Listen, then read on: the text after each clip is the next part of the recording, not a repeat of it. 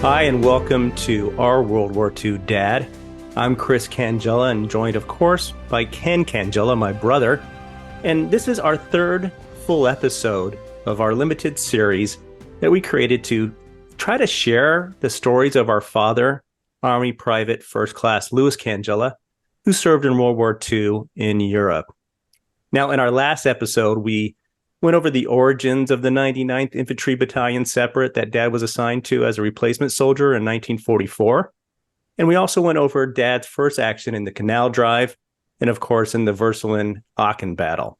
Now, Ken, you were able to see a lot of those places just a couple of weeks ago. What was that like? Yeah, it was a once-in-a-lifetime opportunity for me to travel to Europe and actually walk in the footsteps of Dad, see the exact locations that he was, and see the same sites that he saw. And I had a terrific guy to help me out in Vercelin, Germany, a local man that showed us a lot of things. But I had done a lot of research in the years prior. And I kind of knew some pretty specific things about his group.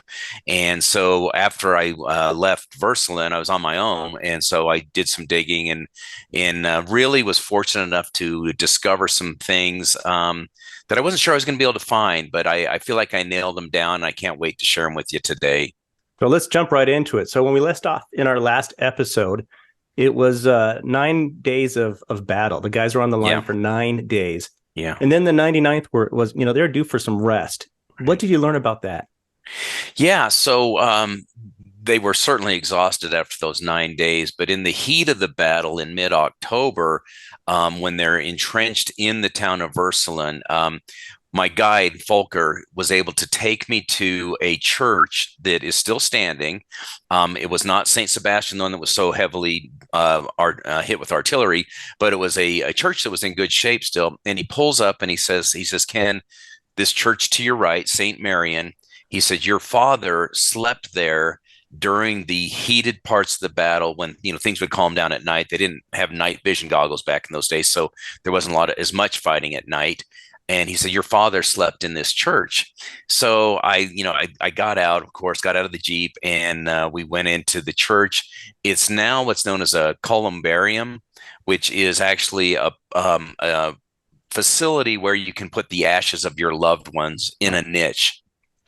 And so we were able to go inside and see what that looks like today. I'm sure it looks a lot different since they've changed it to that kind of facility. But it was really neat to be able to stand outside that church and think about, let's see, but then Dad was still 18. He wasn't quite 19 yet during that battle. He's 18-year-old Dad, having been a runner in that battle and getting shot at by MG-42s.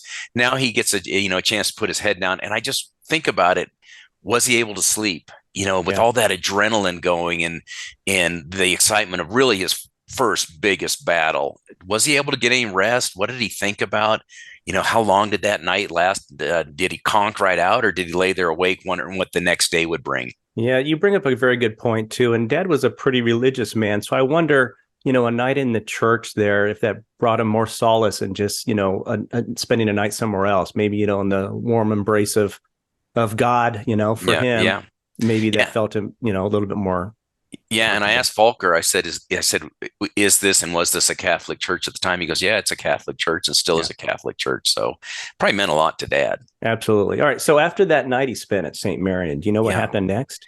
Yeah. So they're engaged in the battle for quite a few more days, as we recapped in our last episode. Which, if you haven't seen it, there were some great photographs in there, so go back and take a look at it. But yeah, so they finally get taken off the lines. They're exhausted, and they're trucked to the Henri-Chapelle area, which today has a big U.S. cemetery there. In fact, that's the cemetery that Volker, my German friend, takes care of 6 American graves there. Right. So they pause there for a day or two, kind of catch their breath, and then they push on through Liège, Belgium, down into this little town outside of Liège called Tilff, Tilff, Tilff, Belgium, which is down there on the Orth River. So, they moved off to Tilff. Did you get a chance to go see Tilff? Yeah, so I had to say goodbye to Volker. It was great to spend the day with him, but he had to work, and I'm on vacation, so Sure. we were ready to venture out. And one of the ways that we decided to see these sites that Dad had been at was we rented a 24-foot RV out of Frankfurt, Germany, and we had driven up to Versalen and on the Aachen area to talk to Volker. Fortunately, we didn't have to drive around in the RV to see those sites. We were able to get in his World War II Jeep. But I had to drive the RV from then on to everything we were going to see, which, if you've ever driven in Europe, the roads are very narrow and the tunnels are not very tall. And so I'm driving a 24-foot long RV through areas that the tunnels, and everything's in meters, not feet. So you got to think differently. So I knew the height of our RV was about 2.9 meters. So I'm watching every single bridge and tunnel I go under to make sure it's at least 3 meters. And good old Google Maps tried to send me into a couple places I Oh, shouldn't have geez. been. But we're driving down through that way, and we get down through Liege, and we're driving along the Meuse River by Liege, and Liege is a fairly sizable Belgium town, and so there's traffic and everything, and the roads are so different to me, and so I'm in my lane going, and there's tons of bridges over the river. Well, they're sending me under the bridges alongside the river, and everyone I'm getting close to, I'm trying to read the sign on do I fit or not, and fortunately I did. But I looked like the biggest vehicle on those streets. And so my nerves were just frayed. And so we finally get out of Liege. We cross the Meuse River and we're on the road into Tilff. And we pull into Tilff after just a nerve wracking journey. And I said to my wife, I said, I'm fried. I just need to park. I need to get out and walk around. So we just Of pulled over and course. parked and got out and started to walk the streets. Wow. How far was that drive from Versalen to Tilff? You It felt think? like about 3 days, but Yeah, I bet. it was probably, I don't know the mileage exactly. It Right. probably took us maybe 3 hours to drive it. We Yeah. we had some other stops along the way and Sure. things like that. That's a long Um, way to go in a foreign country in an RV. yeah, And sure, you can see some of the signage and understand some of it, but not all right. of it. And then you No, have to be worried on top of that. It's even hard in America when you're driving a rental, truck through those right. viaducts and trying to get underneath there. So I can imagine what you're going through. So you're spent, Yeah. you're fried, and you pull over. What happened next? So we pull over and we're on what's called their main street, which is like the road in front of your house, Sure. about that wide.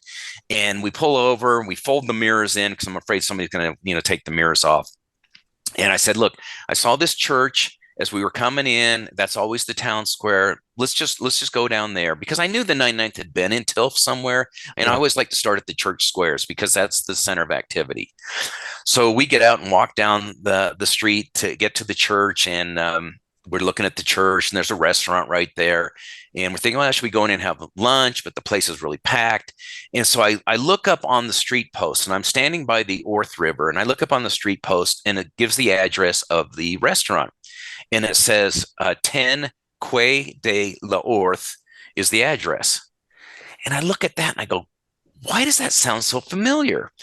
And so I had remembered when I went through Dad's belongings, he had saved this. They call them calling cards, like a business card we would use today, but it's a calling card. And I think a lot of people had them in the 40s. He had saved this calling card from a Madame Winand Cologne, I think is how you, or Colonde, I'm not sure how you say it. And she had given him this card for some reason. So it always intrigued me, like, why did Dad have this card? And I remembered when I saw Quai de la Orth, I thought that's the address on the card. So I pull up the card on my phone. I had a picture of it, and I see that it was at 32 Quai de la Sure. Orth Oh my God. is where the card was from. Yeah. So I'm like, we can't be far away. So we walk along the Orth River, gorgeous path along there, cobblestone, just like you'd picture, trees growing, just a gorgeous river. We're walking along and, we're looking at each of the houses that we go and we're getting the addresses, and we go down probably about five, blocks or so. And we finally get to the address of 32 Quai de la Orth. And I'm standing there looking at this house and just thinking, okay, I know they rested here. Dad's got this calling card from there. He must have stayed in this house in November of 1944 to rest and regroup. That's nuts. Is it Yeah. the same house? I mean, is it still standing or is it different or? The house is still standing. I was able to, before I left, I had looked and seen a picture on Google Maps. They do the street view, and I could Yeah. see it. And in that picture, it looked much like it probably did in 1944. And I don't know how old that was. But the way it looks today, it's been completely remodeled, No. and it just didn't look the same. So it was still neat to be in the same location, though. And from there, we walked more of the streets of Tilff and got to see some of the other buildings around there. There's a pub on the corner and stuff Sure. like that. And your mind just runs wild about these guys being in town for quite a long time and what their life was like during that time in Tilff. Yeah. So going on that thread that you're talking about, how Yeah. long were they in Tilff, right? How long did Yeah. their rest last? Yeah. So they got to Tilff on November 23rd. So the Battle of Versland wrapped up right around Dad's birthday, around October 28th or so. So it took them a while to get down there as they went through Henri-Chapelle, so on and so forth.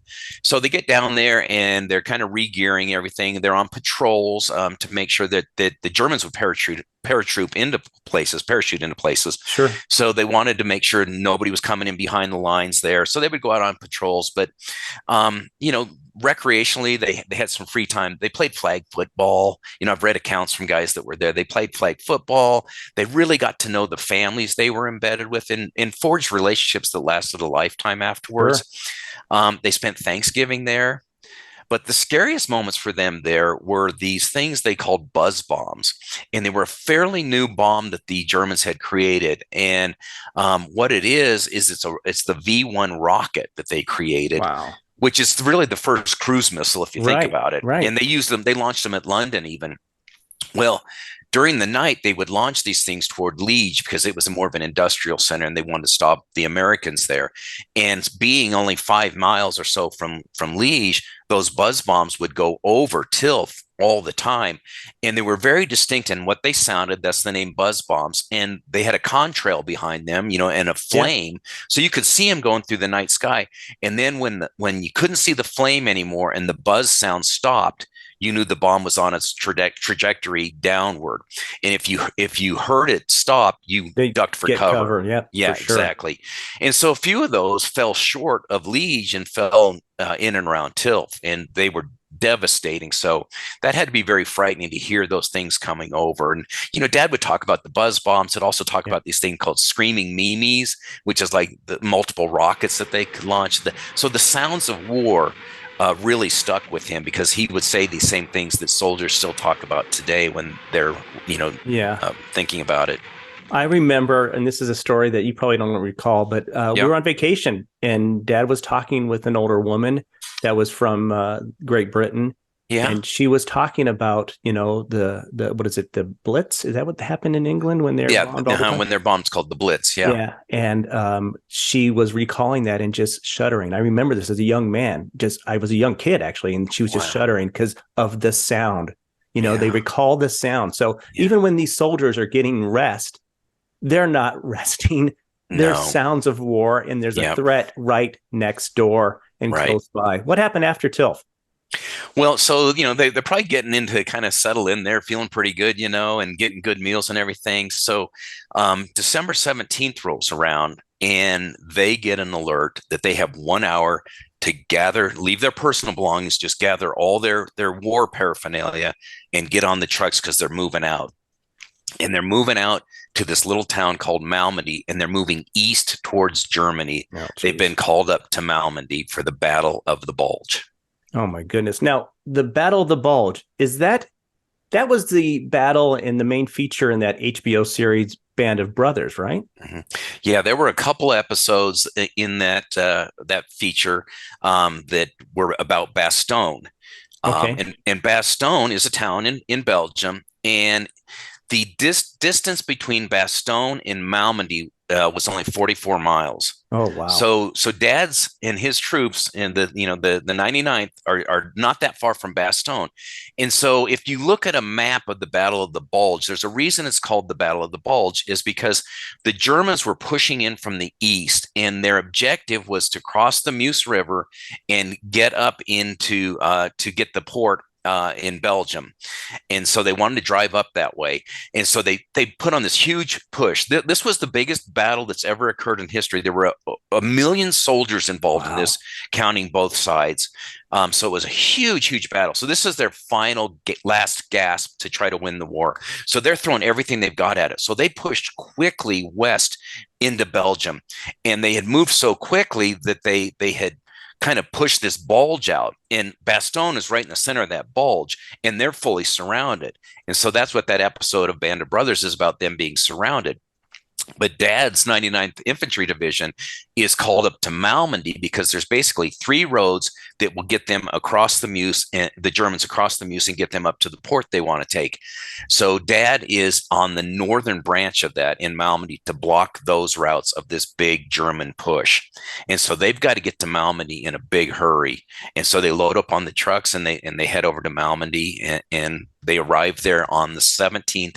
Some get there on the 17th. The others arrive on the 18th of December. Wow. Now, you mentioned it earlier that you usually go and find these places by visiting the town square. Yeah.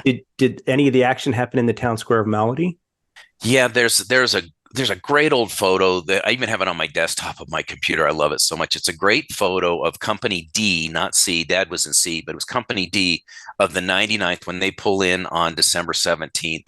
And it's the town square. You can see the obelisk in the middle of the town square. I think it's called the Prince Albert obelisk or something like that.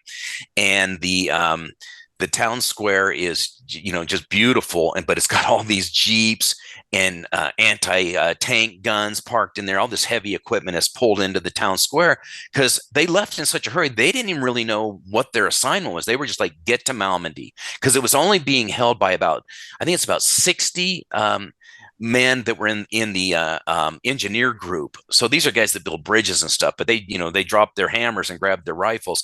And so they were kind of hanging on till the 99th got there, and Dad's C Company arrived probably on the 18th. And it was so wonderful to step into that square. Yeah, I want to talk about that because I remember, now that you're bringing it up, that you showed us this picture that you found of that Malmedy Town Square. Yeah. Gosh, maybe 2-3 years ago, pre-pandemic, I think, right? Oh yeah, yeah. And you showed that, and I'm like, well, let me use my detective hat on there. So I looked at this amazing picture, 1944, in the trucks and all the things that are there.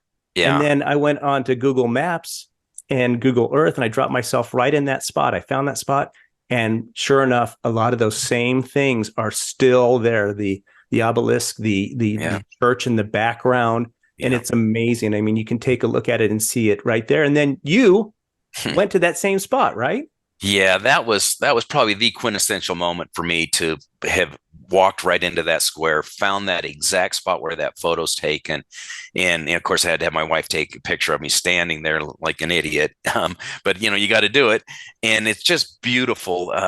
It's just a quaint village. You can tell it's kind of a resort town that's used a lot in the summer, kind of like our mountain resort towns or stuff up in Wisconsin for you guys. People go up there to cool off.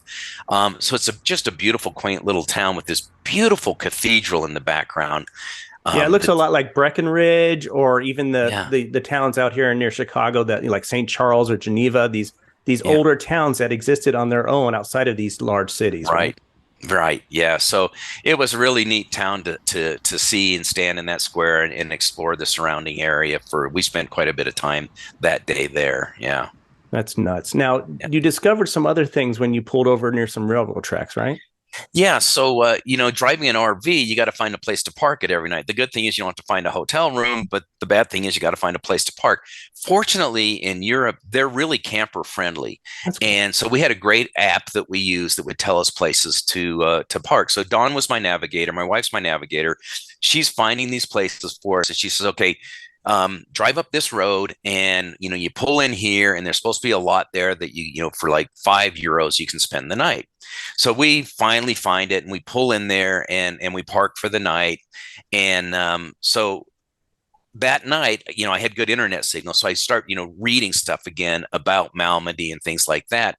And I'm reading excerpts from various books about Dad's troops. And I'm just going to read you just one excerpt Sure. that I printed out that I think is really good. So this is from the book called The Viking Battalion. It actually hasn't come to press yet. I've seen a preview copy of it. And it's a collection of memoirs from the 99 soldiers that Dad soldiered with. And it's edited by Eric Brune and a couple other guys that worked through it to make sure it all made sense. And Eric works on that Facebook page, right? Yes, he heads up the 99th Facebook page. He's very involved in this. He's a great historian. That's great. Yeah. So this is an excerpt from a soldier named John W. Kelly, and he is in C Company. So Dad probably knew this man because they're in the same company. So he says, we deployed along a high railroad bank that crossed a long valley. C Company dug in along the hill on the left side of the valley. The men had hardly begun to settle in when the first enemy came into view. The riflemen held their fire for a time because American 2.5-ton trucks and M3 scout cars led the way. Soon, the Jerrys opened up with an American 50 caliber machine gun mounted on the lead truck, and the shooting began. So part of the Battle of the Bulge, part of it was they kept American vehicles. They put on American uniforms. They infiltrated into these towns. They turned signs to confuse us. They sent troops the wrong way. And what they did is they used guys that could speak very good English that sounded like Americans that were probably, the fatherland called some of these Germans back from America, and some of them went. We saw that in Band of Brothers. Exactly. One of the first couple episodes. I remember that. That's exactly right. So they had guys that could speak very good American English. So Dad's facing these American trucks and coming at him with American machine guns. So they kind of hesitate until they start shooting at us. Right. Yeah, shooting at our guys. So the rest of the story goes on. He goes, they paused because American 2.5-ton trucks and M3 scout cars led the way. Soon the Jerrys open up with an American 50 cal machine gun mounted on the lead truck, and the shooting began. Everyone fired for all he was worth, and the German infantry came on. German tanks began coming down the road to the left of the valley, and the lead tank knocked out the right anti-tank gun of ours that was placed at the left side of B Company. So B Company's on the C Company's right, and then C Company's here. So that anti-tank gun is knocked out. The anti-tank gun on our right scored a direct hit on a German tank, knocking it out and causing it to skid across the road and block the road. One more tank was damaged, and the balance of the German troops withdrew to take up defensive positions to the rear.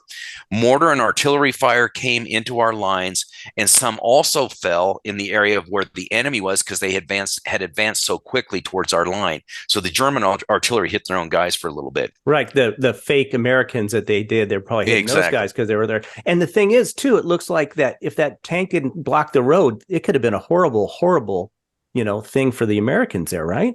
The amount of forces and the amount of tanks that the Germans sent into this were just incredible. I mean, they threw everything they had at it. So, and it turns out when we capture some soldiers, we find out what we're fighting is the 1st SS division of the German army. These guys were the really hard cases. Yeah, they were the really seasoned soldiers. Yeah, just the toughest of them all. Wow. So they're fighting the German SS. So the last paragraph he writes is, for a half an hour the battle raged. Trucks were knocked out, and infantry lay strewn across the floor of the valley. This is what Dad's looking down on. Bullets ricocheted off the steel rails of the railroad and thudded into the bank. Fighting was fierce, but the line held, and the nearest German soldier was killed by fragments of a hand grenade, which means that's how close the action is. Yeah, wow. As far as you can throw a hand grenade. So my burning question is, yeah. Did you just happen to park in the same area that this all took place? Well, that's what's interesting is, when I'm reading this, I get out that morning and I'm looking, and we're in this parking lot, and it's a bus stop now where this building is. And I'm looking at the building, and I've been in Europe long enough to recognize what train stations look like because they live by the train there. Sure. And I'm looking at the bus depot. And it's a train station, you can tell. And then there's a walking path that is perfectly straight, and it's on the maps. It's called Line 45. Ligne is how they spell it, Line 45. And as you look at it, you can clearly see that that's where the railroad tracks were. They've been torn up, turned into a walking path and a bike path, and we're literally parked a grenade throw away Jeez. from where those railroad tracks are. Now, I don't know if Dad was exactly there, but he was awfully close to that spot. And you could have picked any place to pull in for the night that offered, the RV parking, Yeah, and you happen yeah. to pick this one. Do you ever get the sense, and it's kind of spiritual in a way, but do you Yeah. ever get sense that Dad's finger is on your back, kind of guiding you where to go? You have to wonder about that. For one thing, one of the first things I did was I found a penny somewhere, Of and course. pennies from heaven. So I found a penny. It wasn't even an American penny. I still have it here in my office. I found a penny, and then in Tilff, where we parked the RV, turned out to be just 3 blocks from where he rested his head in November of 1944. And then now we park the RV up by these abandoned railroad tracks where he was in a big battle at Malmedy. And I had repeated these stories to my son Kyle. He goes, Dad, it's gravity. He goes, Grandpa's pulling you via gravity to those locations. He goes, it's got to be something like that. So Yeah. he echoed your thoughts. Yeah, absolutely. Yeah, Absolutely. So we're in the middle of December, right? yeah, And the holidays were fast approaching. Do you know anything about what Christmas was like for the 99th in our World War II, Dad? yeah. I did find some things out, and when you think of Christmas, you think of church bells, right? So one of the excerpts I read from these memoirs was when the Americans pulled into Malmedy, the church bells were playing Yankee Doodle Dandy. Nice. Okay, yeah. But the question was, were they playing it because it was a welcome, or was Or it were a they warning to warning? tell exactly? Because you got to remember, Belgium is a country that is very split between Germans and the French. They've fought over it for years. It's kind of that halfway in between. So you got French loyalties and you got Yeah. German loyalties. So that was interesting about the church bells. But Let yeah, me ask you so this. yeah, And I'm sorry to interrupt you, but yeah. I always think about this during the holidays, especially at Christmas. Was there a ceasefire at all? No, there was Oh my not. God. So let me set the stage for Sure. why there wasn't a ceasefire. Okay, Okay. so the Battle of the Bulge took place in the worst winter ever in Belgium's history in the last 40 years or so, leading up to that. So there's Wow. snow on the ground. It's very cold. That picture on December 17th is dry, and it began snowing, on the 18th or 19th. So the snow's building up. The soldiers are all embedded where they need to be, and so Christmas is rolling around. I'm sure they're getting excited for that, hope for packages from home, but it wasn't to be. They're on the lines, and it's Christmas Eve, and one of the soldiers that was in a different company. He's in his memoirs. He talks about reading from the Bible that night on Christmas Eve, and then I often thought, what was Dad's Christmas like? And so over time, I'd found a picture of a chaplain giving a service on like in a shed with a Jeep there. He's got the sacrament laid out on the hood of the Jeep, and there's a bunch of soldiers there. I often thought of that photo. Well, I found a memoir from another one of the soldiers, a guy named J. Jarvis Taylor, and he writes about what took place on that Christmas. And I just want to read you a paragraph from that because it's really well written. Sure. So the night before, he says, he's sitting there upon the straw. I had the privilege of reading to our group the Christmas story as recorded in the second chapter of the Gospel of Luke. After we sang Silent Night and we said a prayer, we sat there quietly, reflecting upon the season and thinking of home and our loved ones. The next morning was Christmas. The kitchen crew managed to get up to us with a hot breakfast. It consisted of pancakes only. I only had 2 or 3, and that was all I had the whole day. After the good meal, the whole company, except those on detail, gathered in the hayloft of a nearby barn where the chaplain was holding Christmas services. He was accompanied by his assistant, who played the portable organ. We sang many of the familiar hymns and Christmas songs and listened to the chaplain's message. Wow, it's just incredible that it's these guys did not have good Christmases at all, but they made No. the best of what they could have. So no So ceasefire, right? no ceasefire. So think of this as I read that paragraph, and I know this is going to jog a memory for you. So Dad was most likely in that same setting or something very similar because that's the 99th that's with that chaplain. I imagine there's only one chaplain embedded with him, I would think. So Christmas takes place in a hayloft, right? What's the nativity scene? Yeah. Takes place in the manger, the hayloft, and things like that. Okay, what did Dad build a lot of us and gave to us around Christmas? What do you Yeah, remember about that? he built nativity scenes, right? He built the barns, if you will. Yep. And Yep. like doing that. So I'm wondering if you're making a good point. Did that memory come back of those things that he experienced in the war, Yep. as well as Yep. of his religious background? And remember, he would line them with straw, and he had Mm-hmm. straw on the roof and everything. And when I read this, one of the things I thought about was your cat sitting on the roof Yeah. of your manger scene, and I thought Yeah. that was just a great memory. But it really struck with me, like, okay, did he make those because he was thinking back? And so every Christmas, I always think back to Dad being in that miserable situation. And, a lot of people visit graves on the date of death. I always go visit Dad's grave around Christmas because of these stories that really Yeah. strike a chord with me. Yeah. Yeah. It's powerful. It's extremely, Yeah. extremely powerful. Yeah. Yeah. So back to your question on did they get any rest? No, they didn't get any rest. In fact, the Germans even attack on Christmas Day. So no rest for them. But They what is attacked. I'm sorry. They attacked on Christmas Day. Yeah. Yeah. That's unbelievable.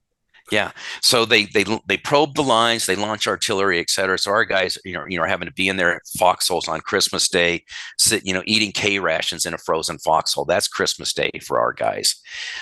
So that really was what was happening at that point in time. But there was a reason that they had to have church in a barn and not in the cathedral.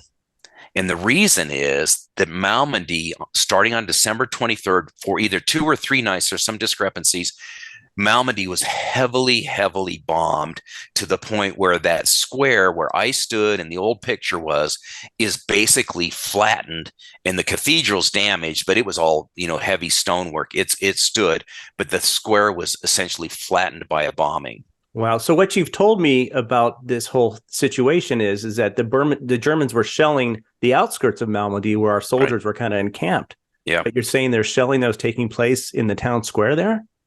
Yeah, and it wasn't just shelling, it was actual bombing. And the sad part of it is, Chris, is there's something called the fog of war, which means, you can get turned around, you make mistakes because there's so much going on and the adrenaline's flowing.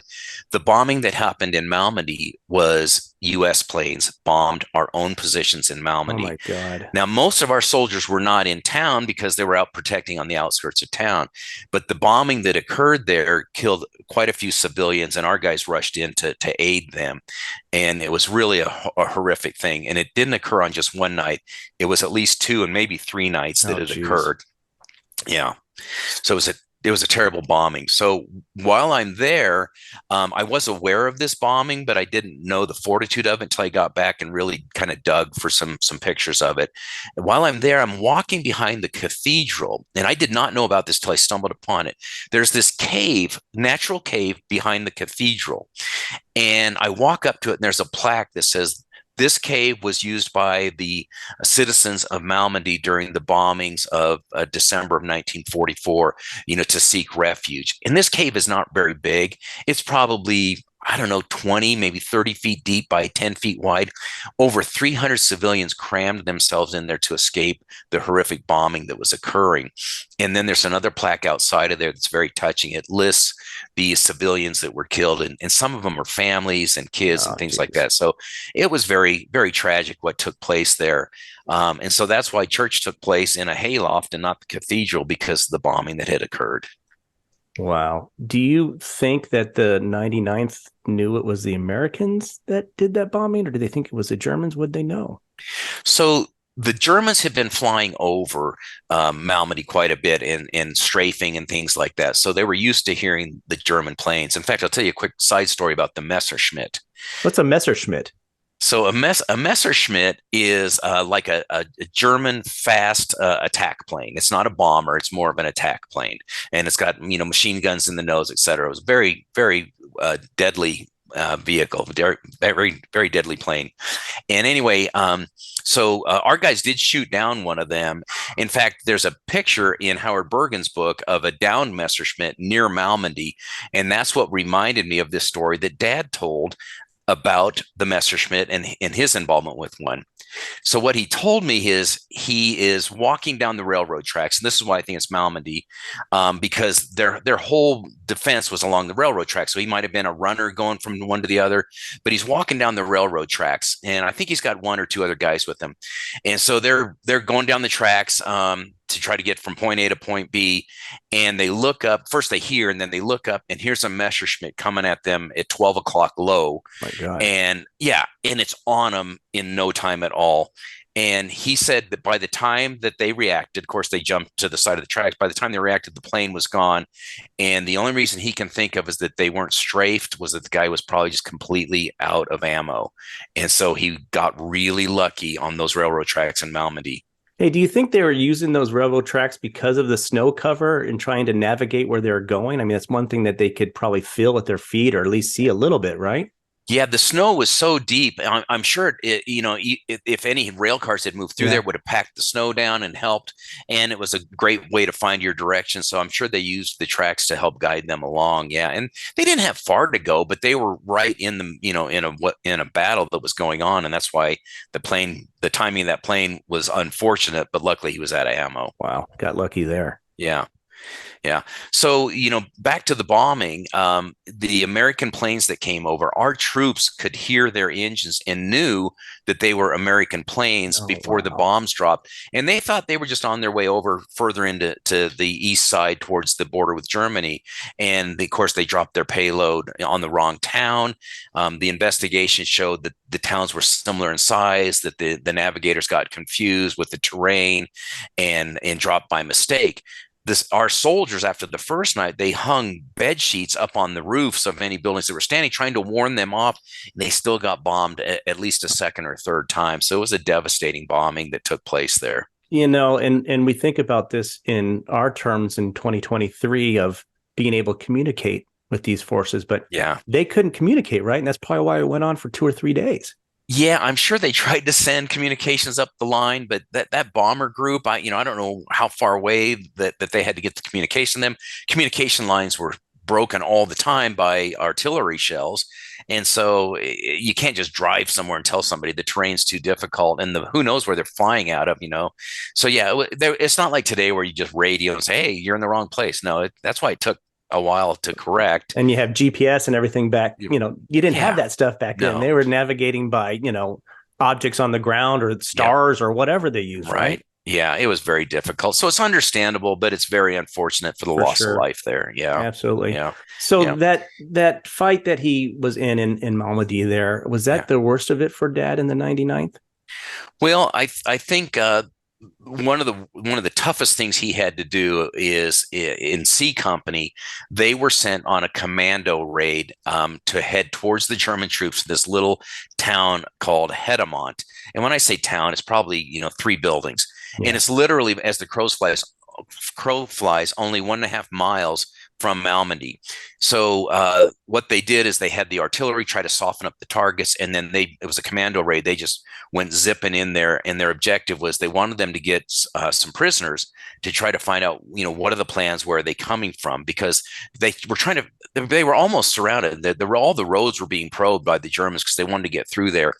So they attacked Hedomont, and all of the 99th guys survived. They killed 30 German soldiers, and they captured one and brought him back for questioning, and were able to find out that, hey, this is the strength of the group. This is what their plan of attack is, et cetera. So it was very beneficial. So that probably had to be one of the worst parts for Dad. But probably the worst thing that happened in that area is a historical event called the Malmedy Massacre. And I had known about this before I left. And so I wanted to make a visit to that site because there's a war memorial there dedicated to the Malmedy Massacre. And we were able to tour that war memorial. And it was very touching to see the names of the soldiers killed there, and that somebody had even left fresh flowers there. So it was probably a family member. So As I looked at the memorial, I reminisced about what had taken place there. So the story is this: there were about 30 vehicles of B Company of the 285th Field Artillery Observation Unit, and they were traveling from northern Belgium down towards St. Vith, is where they were called to. And they weren't heavily armed or anything like that. They're just 30 vehicles. And so they stop in this cafe to ask directions. And while they're in the cafe, one of the soldiers that's outside runs in and tells whoever's in charge of the unit, hey, we got German tanks like in the lines right on us. And by the time they get out there, they're being fired upon, and they just weren't positioned. They were coming from their rear. They weren't positioned with their guns. They basically had to surrender. So a great number of men had to surrender. I think the total count is somewhere like 180 to 200 men Wow. had to surrender to the Germans. So they surrendered the Germans right there in this little town, this little crossroads town of Bagnères. And they're surrendered and they're marched out into this field. And the SS division pulls up in their tanks and their armored cars with their machine guns, and they just mow them down and they murder them out in the field. All these men standing there, just a terrible atrocity. And part of the story is, because a few of the guys survived to tell the tale, part of the story is about a dozen guys split from the group as soon as the machine guns open up, and they run back into the cafe that the commander was in originally, and they take cover there because it's this stone building that's reinforced. They thought, okay, they don't have any weapons left, but they could take refuge in there. So while I'm there, I stand at the field where the men were gunned down, and there's a historical picture of when they investigated the massacre. They're uncovering the snow off of the bodies, and behind the bodies you can see this stone building that the 12 soldiers took cover in. And what's tragic about it is the Germans burnt the roof on the building to force them out. When the timber started coming down, they ran out and they gunned those 12 down as well. So I stood there, I looked at the building in the background of that massacre picture, and lo and behold, I look out in the field. The building is still there. It's not a cafe, it's a home now, and it's been expanded upon. But there's no doubt when you look at the roof line and the shape of the windows that that's the same building that we lost 12 of our young men in that day, in addition to another 83 that were gunned down in the field. Wow, that's just horrific. You think about the horrors of war, and it seems almost like it's accepted when there's losses on both sides. It's not great. You don't want ever to have that, but it seems, that's just what war is, unfortunately. But when men are gunned down in cold blood that they thought were going to be marched off to a POW camp or something like that, right? It's just the worst of human behavior. Yeah. And the interesting thing, Chris, is about 40 of the guys, played dead and were able to survive until nightfall. And the Germans had pulled off, and they didn't know whether they didn't even want to move or look up. So they wait till nightfall and they scurry off into the woods, creek bottoms, wherever they could go. Well, one of the soldiers that survived, he works his way into Malmedy on December 18th, which is the day Dad arrives in Malmedy. And this soldier is basically rescued by the 99th, given treatment, and he's telling the story of what happened. And the American soldiers could not believe it. And of course, nobody had time to investigate till after the war, or not till after the war, but till after the battle. That battle, They went up there and investigated, and they discovered all these bodies of 83 men just murdered in cold blood, and another 40 were able to escape and tell the tale. And of course, there were war crime trials after the war to, take care of what had taken place that day. That's just so horrific, so horrible. So how long was this whole Malmedy effort? How long did those battles last? Yeah, so Dad gets there on December 17th or 18th and fights in Malmedy almost the entire time, but they're moved around January 10th or so, actually west of Malmedy, back towards France, to Stavelot to protect there, because the Germans were making inroads there. So it was utter chaos with the Germans infiltrating lines. They were coming in from the east and from the south. And so Dad goes to Stavelot to do a little bit more fighting there before things finally wrapped up in late January. The Battle of the Bulge was over.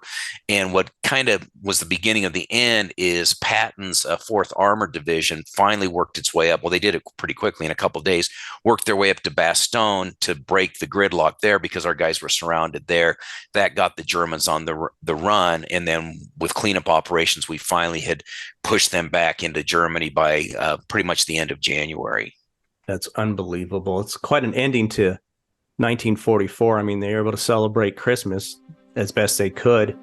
And then the 99th was kind of in it thick in December. And here we are to a new year. So, when we return for our next episode, it's going to be a brand new year. And of course, the 99th is on the move again, as they always seem to be, right? Moving back and forth across Europe. But they have VE Day on the horizon for them and for our World War II dad. Thanks for watching and listening to our World War II Dad. Please remember to like and subscribe and turn on that notification bell so you don't miss an episode. And if you're just listening to the podcast, please leave us a 5-star review. We would really appreciate it.